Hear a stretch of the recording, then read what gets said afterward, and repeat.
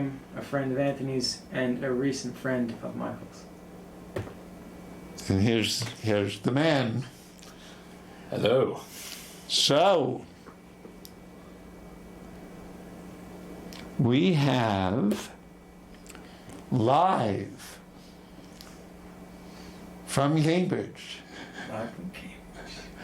Alex Silberman, who has a somewhat unique relationship with our dear departed friend, Anthony Donahoe, and he's going to share that with us this hour.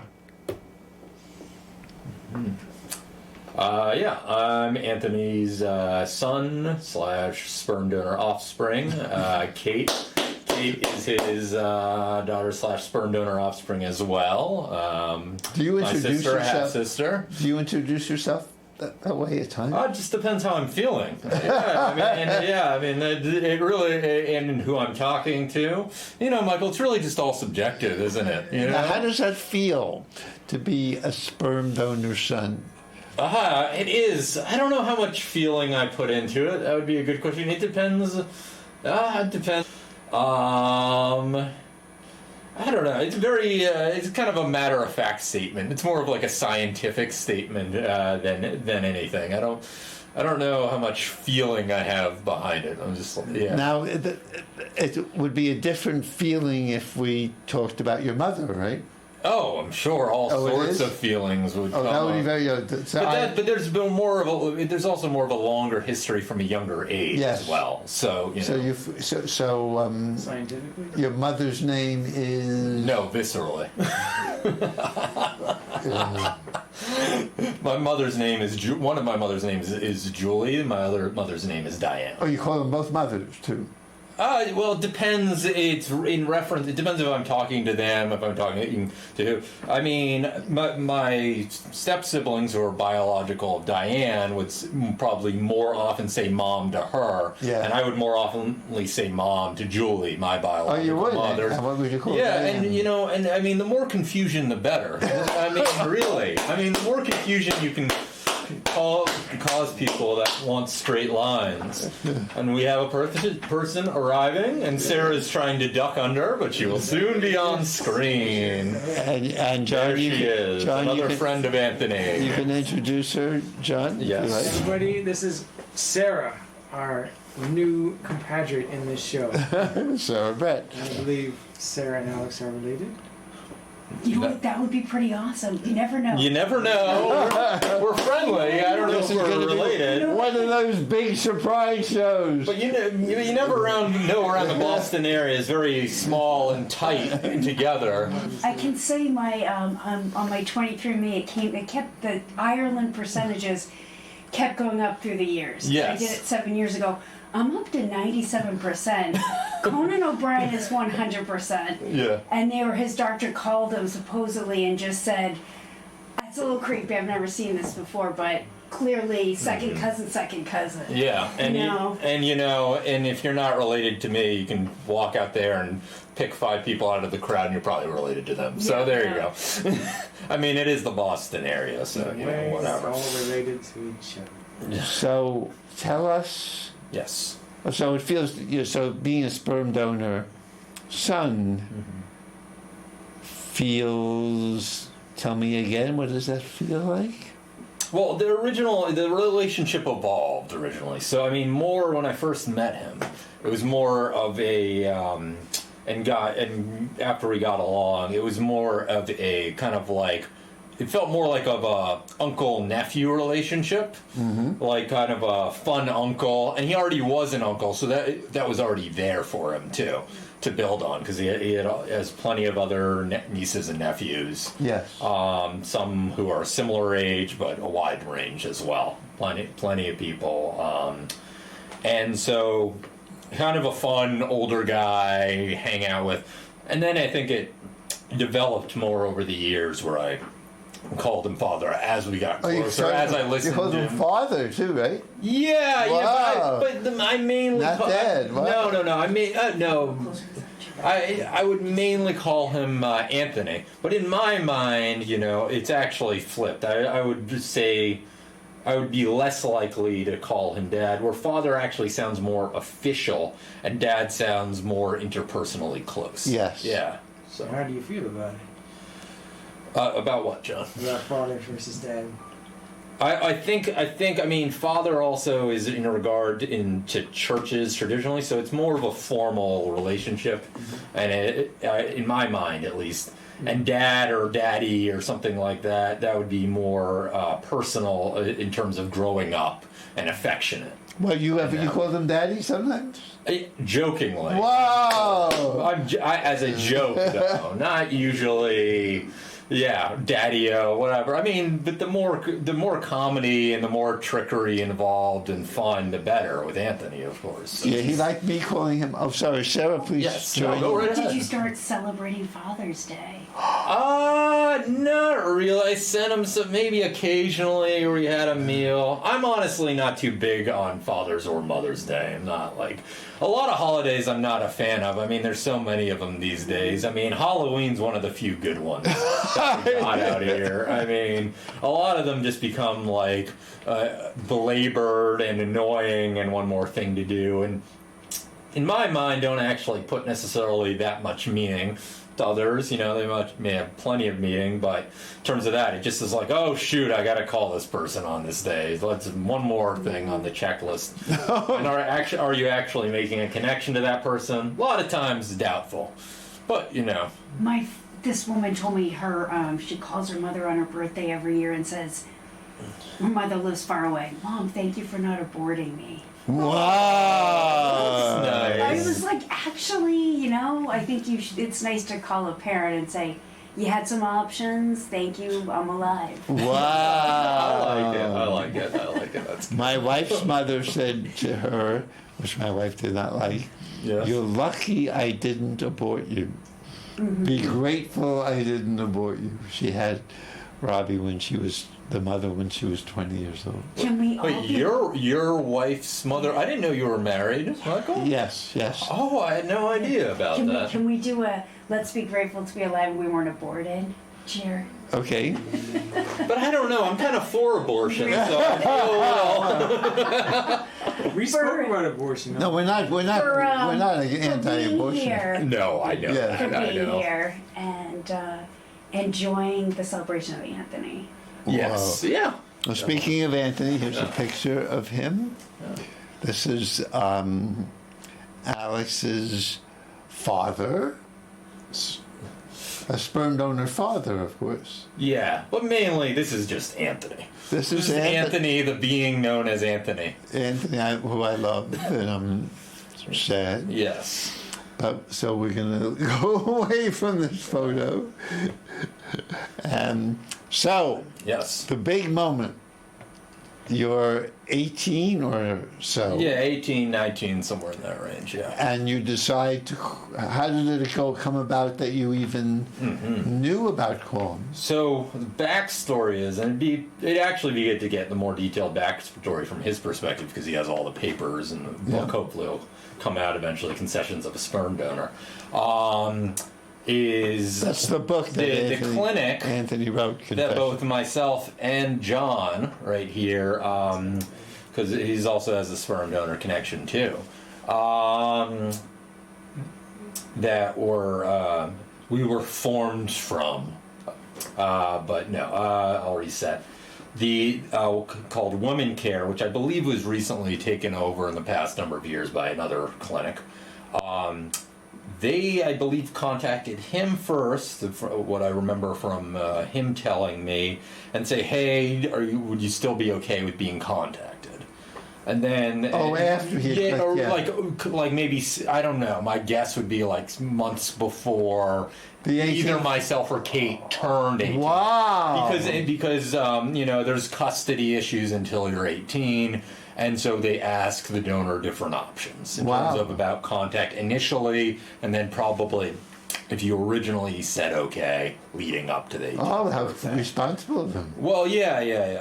And so I think they probably asked him, and he said, yeah, I'm still okay. And then Kate contacted him we both probably got mailed it at the same time, but I was off to college for a short time. The mail came in when you were 18. Yeah, or around that time, you or just thereafter. You didn't have to ask for it. No, I mean, I had to go down and get it, but I think there was an initial mailing of like, hey, by the way, we're getting in contact with you. But then to get his information, I biked down to the clinic, which is no longer there, but I mean, it's gone through a bunch of gym names. I don't know what it is now, but it was right near the Fresh Pond movie theater.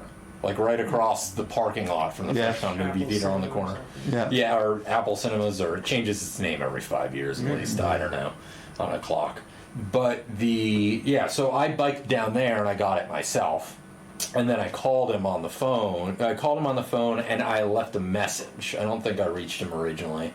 And then he, a little while after, got back to me and were like, cool, all right, and then we'll set up a time to meet. And that was after I decided, hey, I'm done with this college after 6 months, I believe, and came back.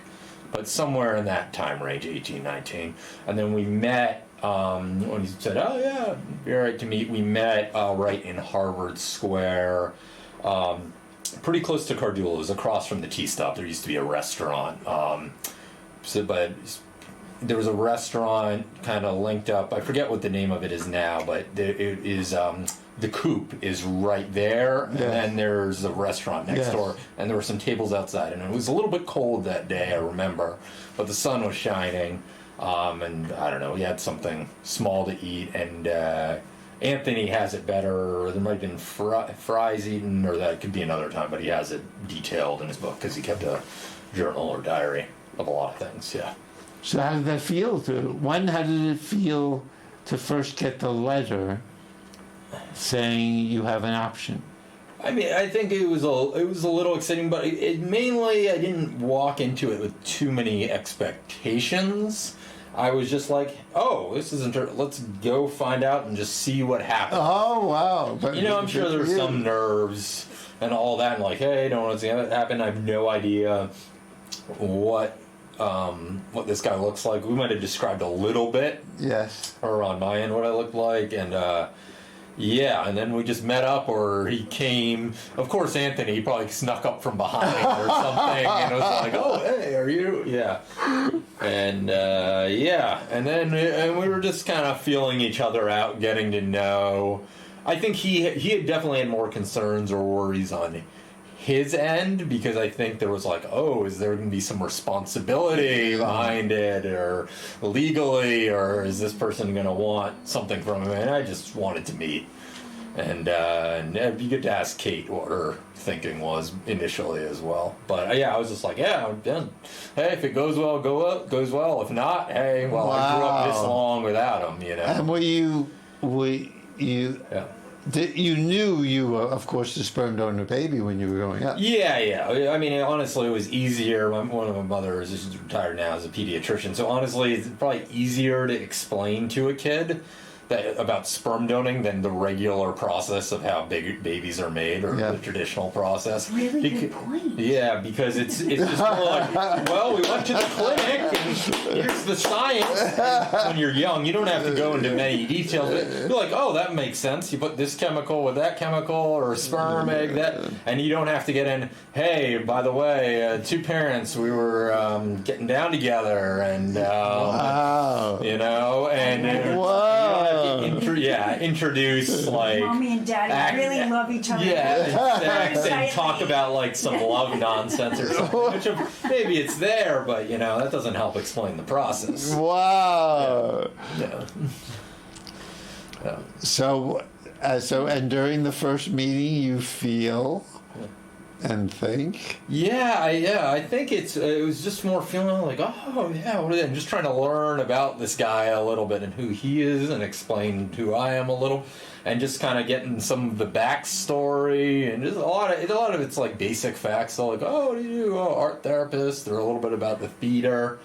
I can't say. I mean, about the what? Or that he was, he wrote plays sometimes. So, but I can't say specifically that I have the clearest memory. The more, he did give you because he kept a journal or diary. But, I more just remember meeting him. I remember the like type of day it was better than the actual conversation and where it was. So yeah. It sounds like your attitude was wonderful, though. You weren't expecting. Well, yeah. I mean, I think I would have been frustrated when I was in teenage years. I remember on Cape Cod, my parents just because it's illegal. Oh, you're not allowed to meet with this person until you're 18. Oh, there was some message when I was 13 or around that time, and you know, and me and Anthony both really did not like authority. So anybody telling him, "Oh, you're not allowed to do this," is like, yeah. Because you had asked. Well, no, because something had come through from Woman Care, like an update or something, you know, or 10 year. Oh, and they told you, and you said. And then it said, "Oh, yeah, well, we got a little information," and it was hardly anything. And I do remember before meeting the thing, oh, Irish, or it said like he was born in Ireland, so that was an intriguing thing. And I was like, oh, wow, he's not even from this country. Wow, what's going on there? But then, you know, after meeting, and I was like, you do the math. And the fact that he's from Ireland is in this area is not very surprising at all. Yeah. And so after it was over, and probably easy to say goodbye. Yes. Yeah. I think we just like with a hand or a slight awkward hug the first time or something like that. And then I think we met at least a couple times after that, just meals again in the Harvard Square area or something, just kind of getting to know each other, fill each other out, and then we're like, oh, okay, what do you like? Or, you know, kind of moved into later on things, and probably months later or something, there was a beach day, and like, yeah, because we both like the beach a lot and going in the water. So I think, you know, it's slowly built up over the time and the years. But I think that what really helped was the sense of humor and the natural banter back and forth between them. So that fit like hand in glove. Wow. Pretty easily. And just playing tricks and, yeah. So I think that did. Yeah, when you hear them talk to each other, it seems like they know each other their entire life. You know, there's something was going on. They knew something. You know, they knew something, and they just kind of play tricks on you a little bit sometimes, but all in good humor. Like they just, you know, they seemed related. You know, you could tell there was a connection there. Yeah, and the speed we go back and forth was very hard if we got going for a third person to keep up with. It was very, very, and it was a little tough for my sister. It was like, for Kate too, because we would just start going like, like pinball off each other. Oh, yeah, I had to make an agreement with him. Oh, you had to make an agreement with him, did you? Well, this one we kept. When we were at, or we tried to keep, when we were at dance camp together, we would do what you were doing. We would play with each other, and I had to say, Tony, if there's a woman eating with us, yes, we can't just do you and I bantering. We have to make sure she's included and that she can keep up with us. Well, yeah, but if there was the woman, I mean, then what would decide that? I could think if the woman was there and it was just a friend and it was platonic or whatever, I could see you two just going back and forth. But if Anthony had any interest at all, I mean, all attention would have been on the woman anyway. Yes, so, I mean, it would swing to one extreme or the Apparently he other. wasn't there. We would just play. We enjoyed playing. And Oh, and in the best way, he wasn't there plenty of the time when we were sitting down to have a meal. We'd get 5 minutes in, and then a woman would walk by, and you could just see wow. the attention would shift. Wow. Or an attractive waitress or a bartender would be like, oh, hello. And it was 14 years you knew him. Yeah. So it was almost half your life. Yeah, a good amount. But I think the key thing was that I met him as an adult, and that makes a big difference in general. So He never disciplined you, which is so great. yeah, I wonder how he would deal with disciplining someone too. He was it's interesting. Yeah. Yeah, he didn't have to. So that there was nothing built up that way. We definitely both had our own sovereignty, our own way of doing things. So I think, that could run into a little bit of disagreement there from time to time, but that makes sense. It sounds like you have a better relationship, maybe because of what Sarah just said, Yeah. with him than many of us have with our fathers. Yeah, well, I think that's easy in some ways, and there's like, it's easier to sometimes set up boundaries if you both meet as adults or not. There's not, you don't have all this baggage from childhood, like, you did this to me when I was 4 years old or 5 years old. It's like, yes, if you come to a disagreement, it's more like, okay, we disagree, and and maybe we'll, instead of 1 week, we'll see each other in 2 weeks or a month. It's less, and there's less built wow, up. It's very different. Less ego back and forth. Huge, and past because history. we have, I don't know about Sarah, huge. Yeah. I mean, epic struggles with our parents. Oh, yeah. Well, you might understand that with growing up with two mothers. Yeah, no, definitely. And plenty with them. I mean, it's a constant back and forth with them. I can feel the difference in your... Oh, yeah. Just There's all the history. You've just changed from... Oh, yeah. Oh, Anthony, easy for... And then... Well, it's in some ways, I mean, it's interesting. I don't know if it's a closer... I mean, in certain ways it's a closer relationship because there's all the history there.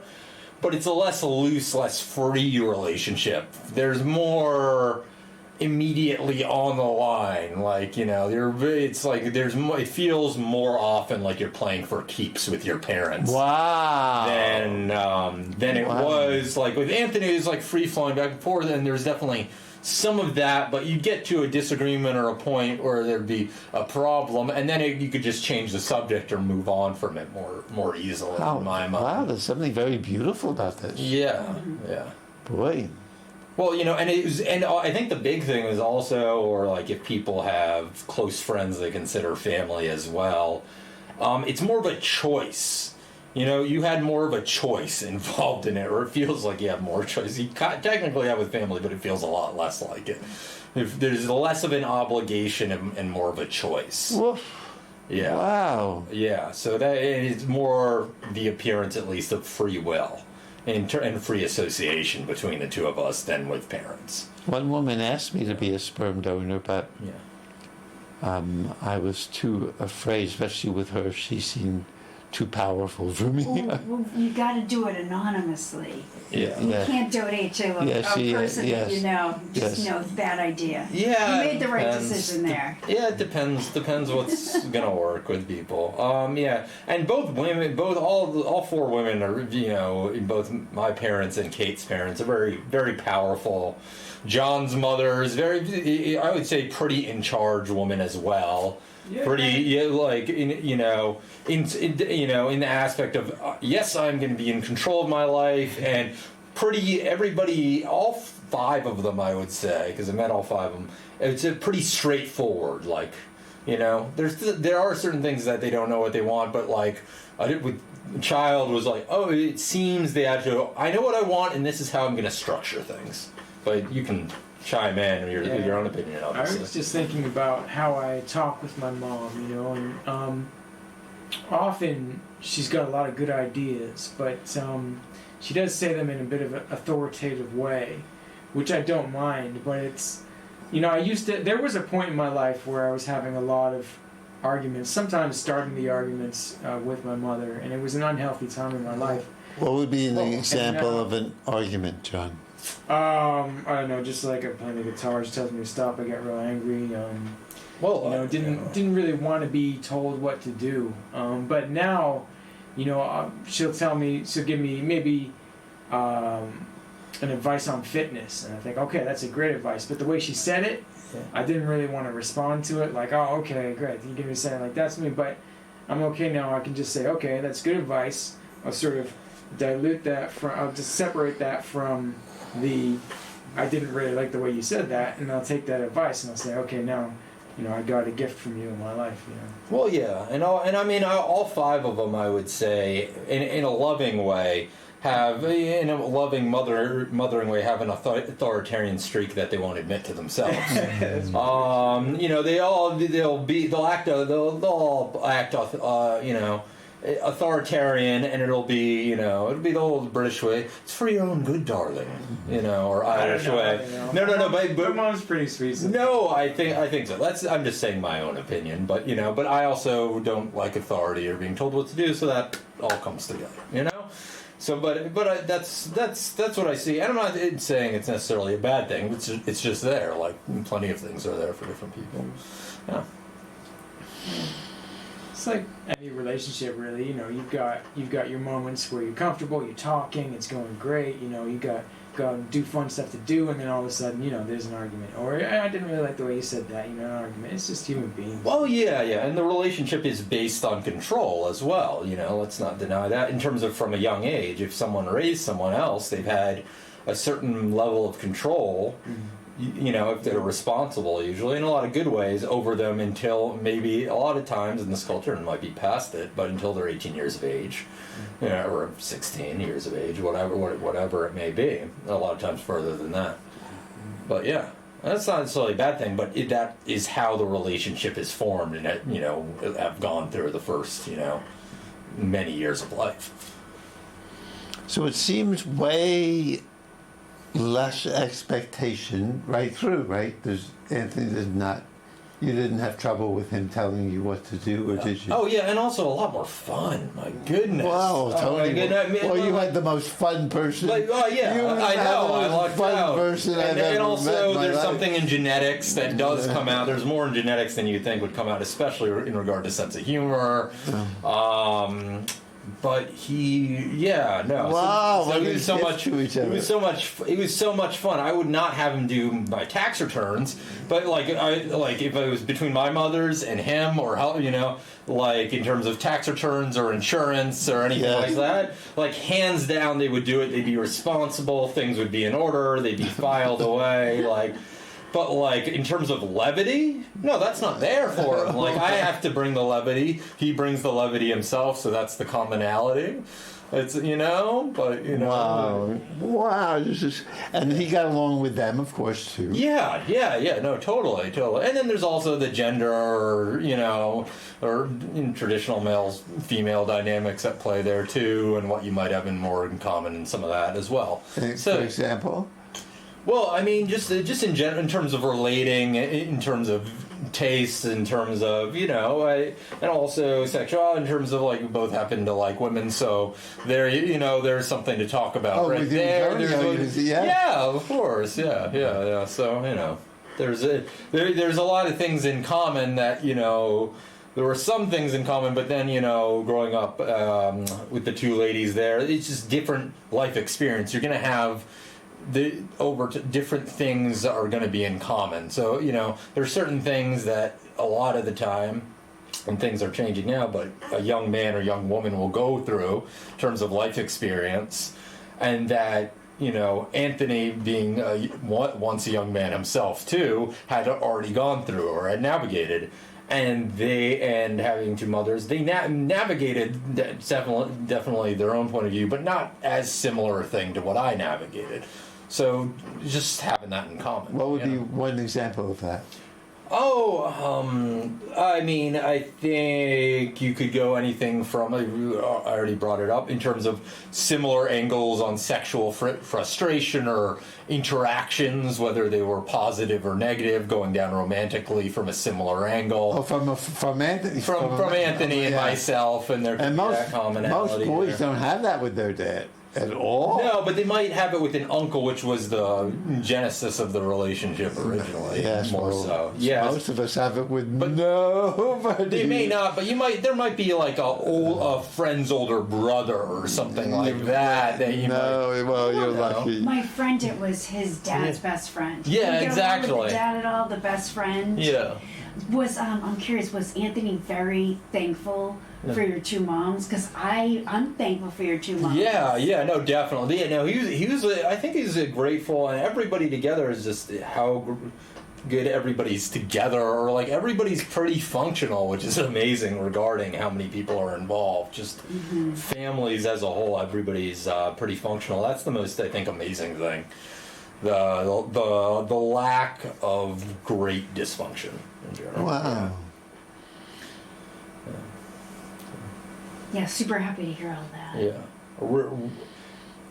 Is this going for the full hour? Or I don't know. I have been so given by this. I'm happy to. I didn't know if you had the shows split like sometimes you do. No, we have. Okay. I have run out of questions. Yes. Yeah. We have 27 more minutes. Yeah, if we let's want roll. it. No, let's go. Let's go. So the floor's open for Sarah and John and Alex. Is there things you want to tell people about this? Let's see. Yeah, I think. I think his ability to just like make connections with strangers was impressive, and just to be friendly overall, and just to be absolutely spontaneous and do things on the fly and troubleshoot things. Yeah, I think that was really impressive, and then, he had things that it was, similar to my friend Peter recently, but he would have things that would drive me crazy, like in terms of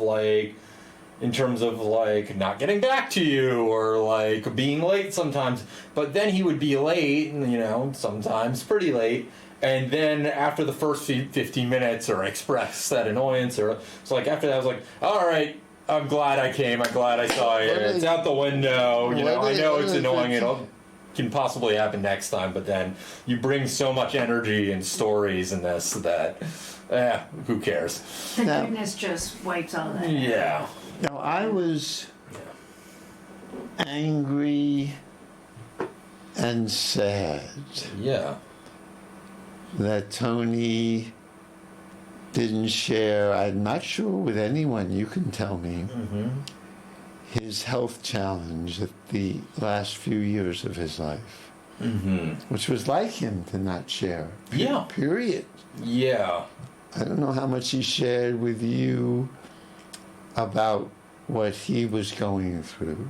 Not that fathers ever do that with their children. Yeah, I think it depends on the person. I don't think it happens that often. I think in this day and age, it probably happens more often than it used to happen. Yes. It's a generational shift, but yeah.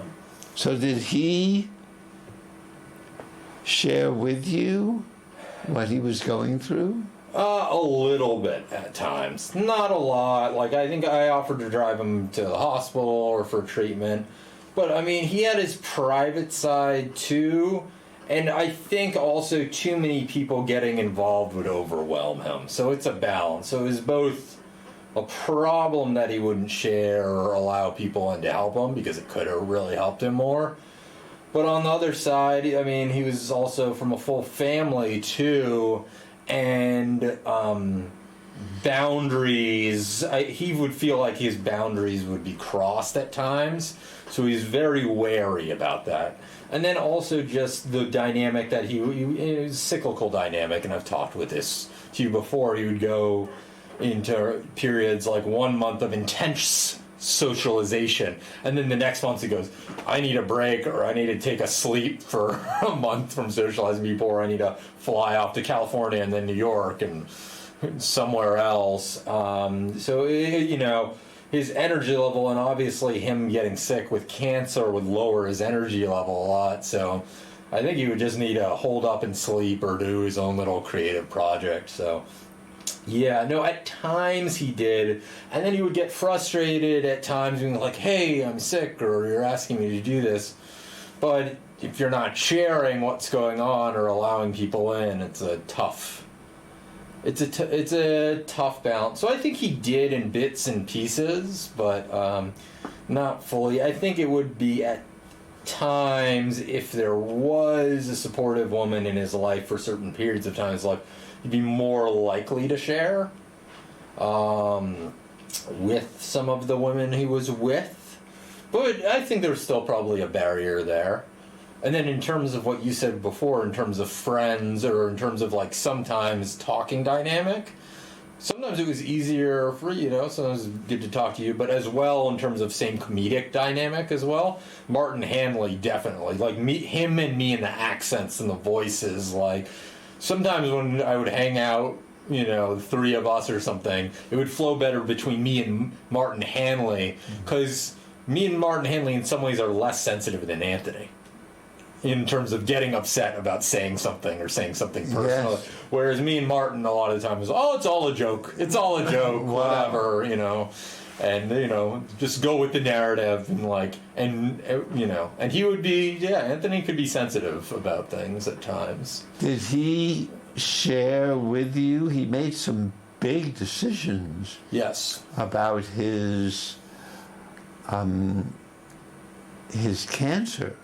Mm-hmm. He declined chemo. Yeah. He did share with me a little bit at a time. He did? He did a little bit at a time, but it was in short statements most of the time. He went into, like, he would go into him getting chemo and this and that, and there's a whole thing in the pandemic in terms of them changing the amount or giving him more of the poison, as he would call it, than he thought, and that they got less on top of it. So he was seeing problems at the clinic where he, at one point, or initially they'd been more on top of it, or they got the level that they were giving him right.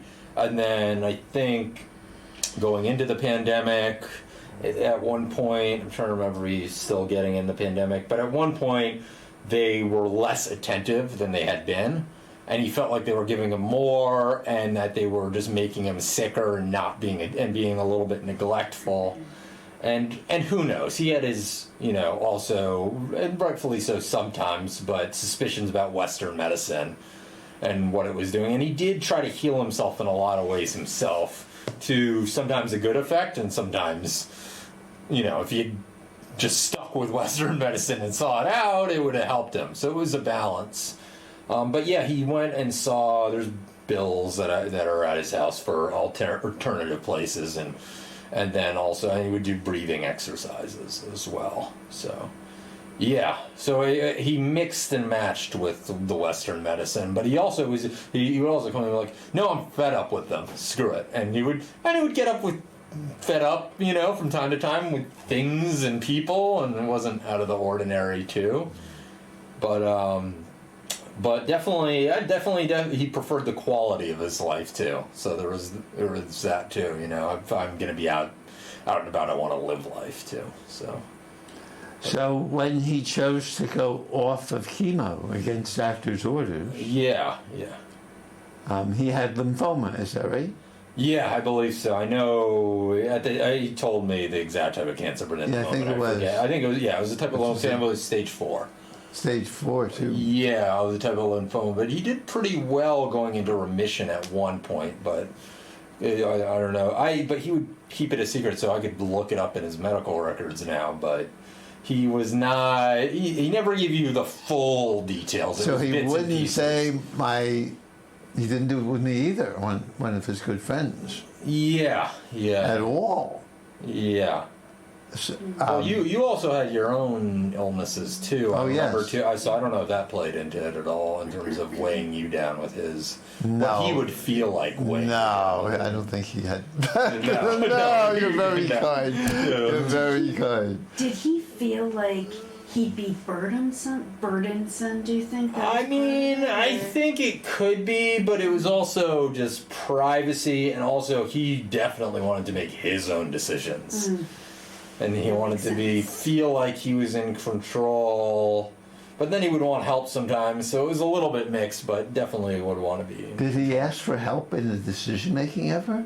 I think for certain medical decisions, yeah, a little bit, but it was like a piece here. It was like maybe a piece. I can't remember, but I'm trying to draw from memory right now, and it's none with me really. Yeah, no, I don't think any you would more state bits and pieces of what's going on, and then might go, oh, what do you think about that or this? But it wouldn't be a full picture. Big decision to cut out chemo.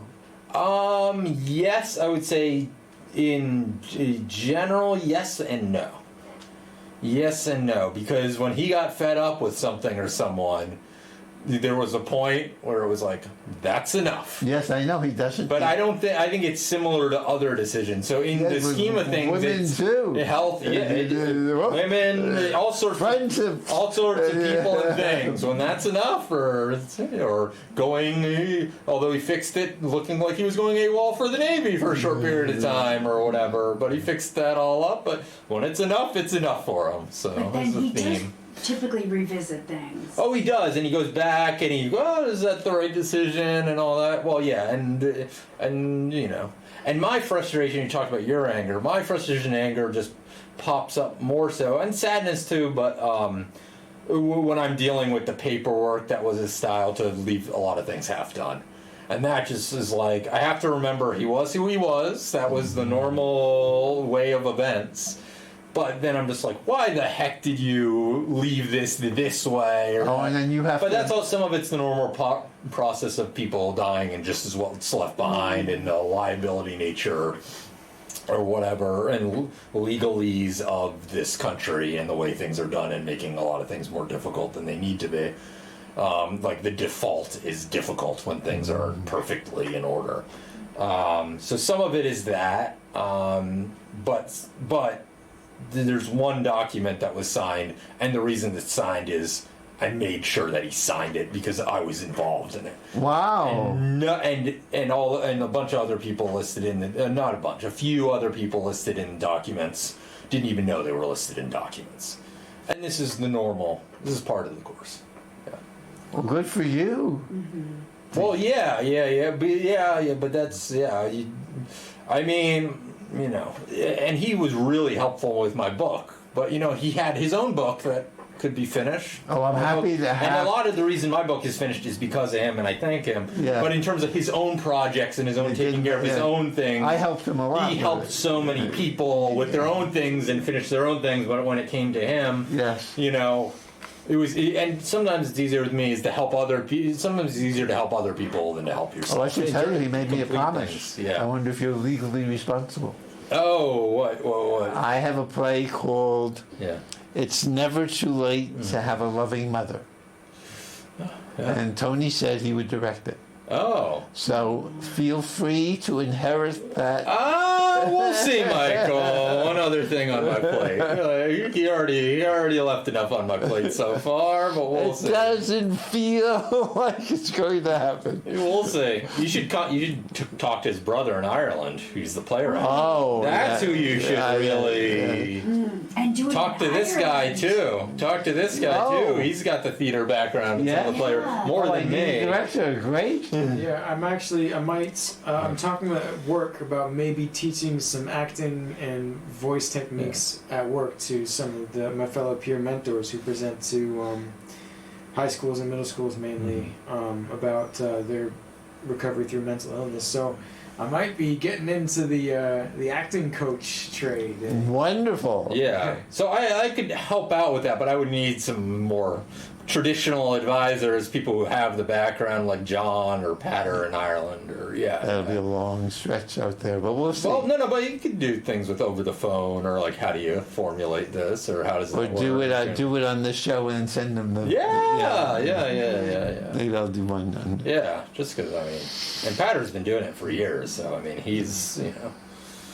a lot of plays under his belt, I'm sure. And then Patter's wife is a psychotherapist. Yeah. She could even add some things, tweak things. Wow. Character depth. Yeah.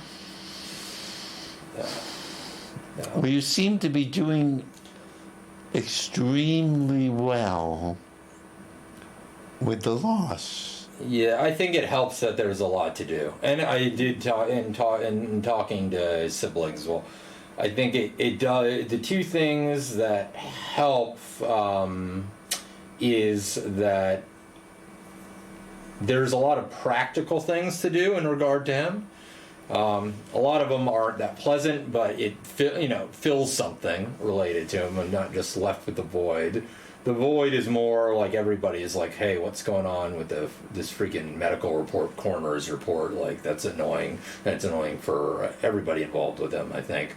But there's a lot of practical, his own paperwork and things that can be done, and the house to deal with and all that. So there's a lot of things to deal with that, for better or worse, in some ways distract. And also, I met him when I was, over the age of 18, and so I did, if I had known him, I think it would be a lot harder had I known him from when I was a baby or a little kid. I see. And also the other thing that helps too is I happened to be reading a book about death when he died by Sadhguru. So the timeliness of that, and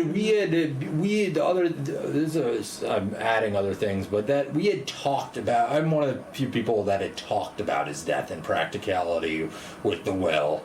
I'm and the only person that got something signed from him as well. So we had these conversations. Wow. Where a lot of people, for the most part, had never had a conversation. Wow. But we had gone more in depth down this line.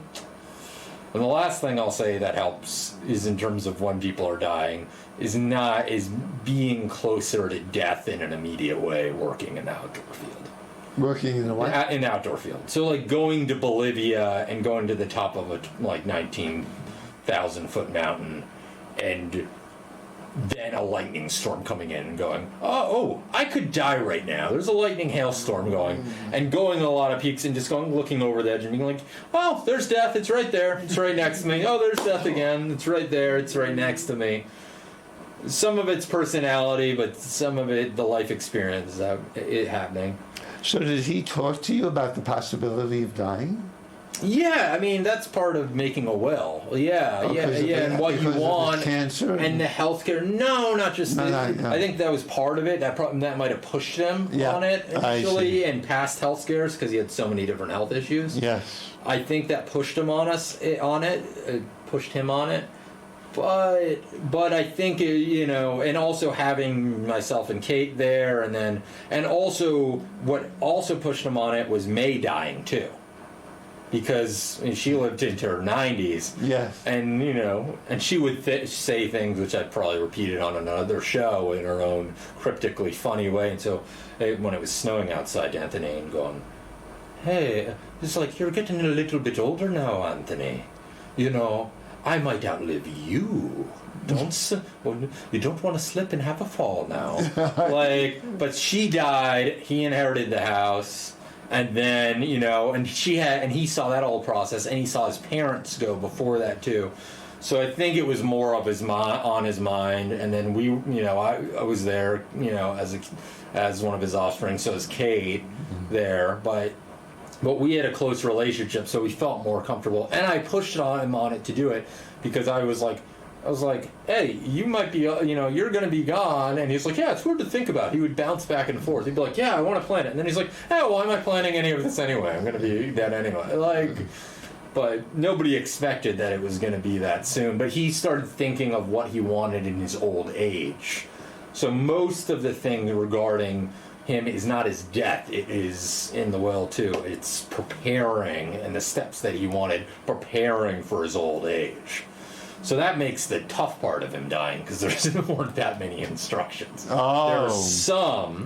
There's some, but there's lacked some specificity, and there's more clear instructions as to how he would want to be cared for.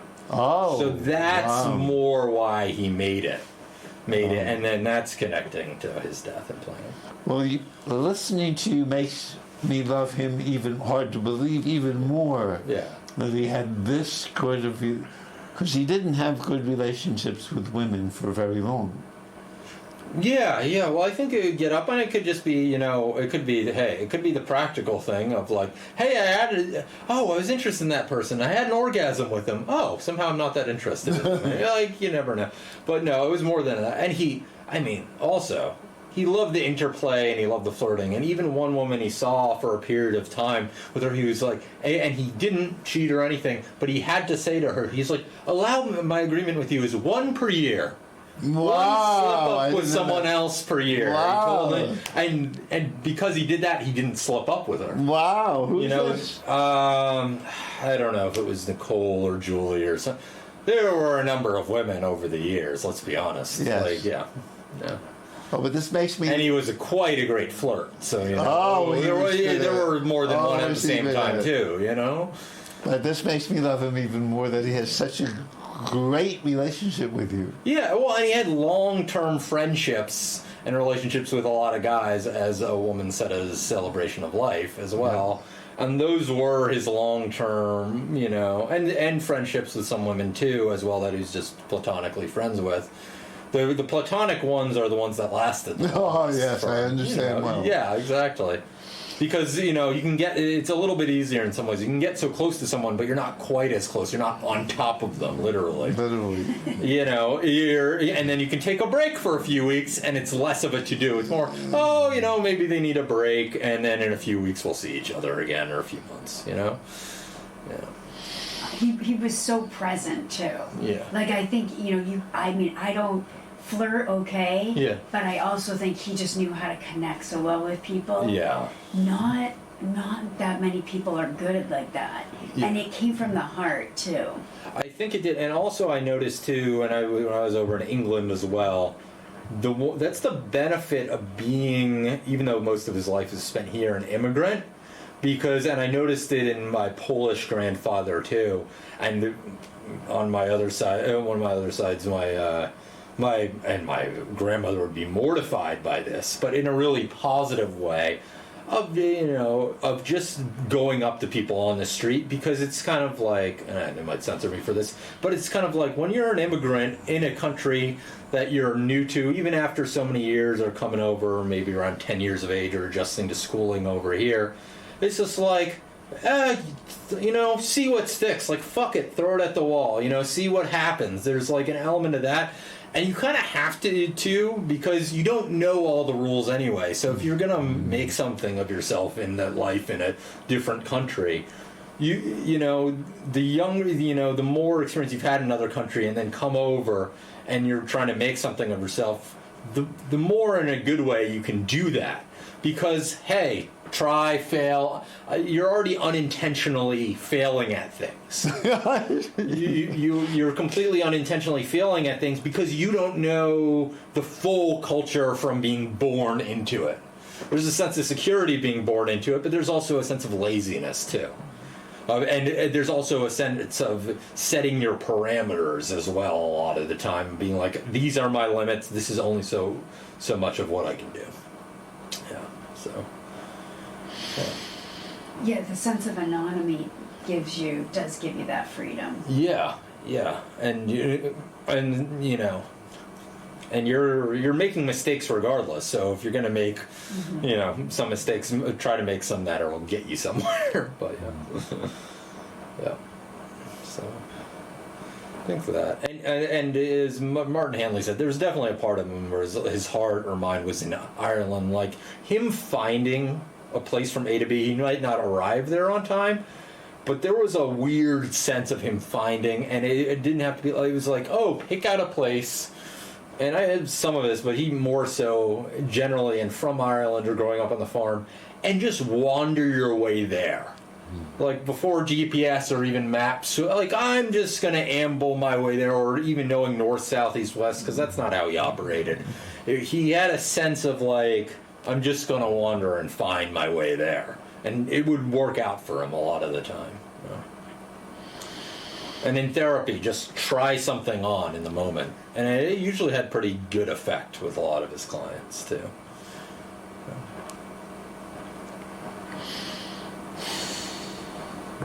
Well, I hope you've all enjoyed as much as maybe we have.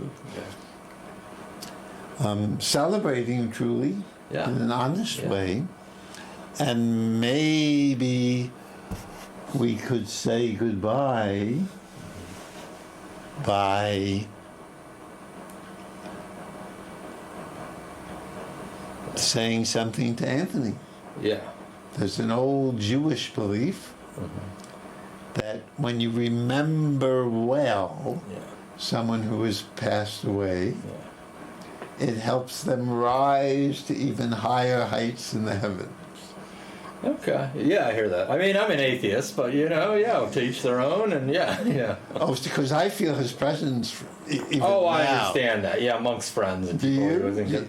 Yeah, well, in terms, that we all knew him well. Yes, in that sense. But you don't feel like he's here.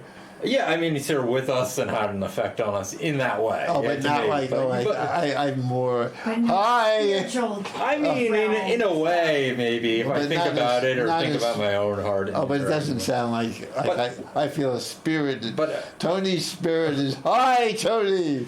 But one thing I will miss about him very quickly is just the sense of levity and not taking things for granted. And it's the same, I've done it to people too, but of walking in and sitting down for a meal with someone at some restaurant or something and rearranging the chairs and rearranging them and not allowing people to settle into their old ways. Wow. And patterns. So, yeah, refusing to be stuck in the old pattern and the way and live in the moment. That's what I'll miss about him. Whoa. That's going to be hard to duplicate. I'm taking a class. I'm going to train to be a leader. I hope you all come once. I think Sarah's been. Interplay, which is dance improv with talking. So it reminds me a little of him. Yes. I hope you come. I'm going to invite you to come sometime. Sounds good. All of us. Good. But it would be interesting to know what they would like to say too. Yeah, John and we have Sarah. only a minute. Yep. John and Sarah. To Anthony? Yep. I feel like I don't know if it was that day, but it was around the day maybe a few days after I heard of Anthony's death, and for some reason I was easily there was nothing preventing me, as there is somewhat usually, about going into my old theater learnings and teachings and techniques and stuff, if I can call it that. I feel a little bit of a connection there, even though he's passed away. Oh my! Well, we have 20 seconds, Sarah Brett. I am so grateful and thankful to have spent as much time with him as I did. He was so inspiring as someone who was so present, so kind, and just always available. I would pick up the phone and he was there. We love you, Anthony. Donahoe.